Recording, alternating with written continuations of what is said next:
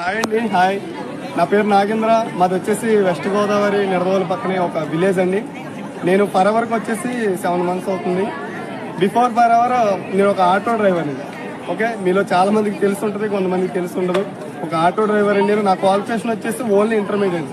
చాలా మంది అనుకుంటారు చాలా ఎడ్యుకేషన్ ఉంటేనే ఫరెవర్ లో సక్సెస్ అవుతాం అనుకుంటారు. బట్ ఏంటంటే నాది వచ్చేసి ఓన్లీ ఇంటర్ క్వాలిఫికేషన్ అండి. నేను ఒక ఆటో డ్రైవర్ గా నా జర్నీ స్టార్ట్ చేసి ఫరెవర్ లో విత్ ఇన్ 6 months లో నేను మేనేజర్ పోస్ట్ కి రీచ్ అవ్వాను.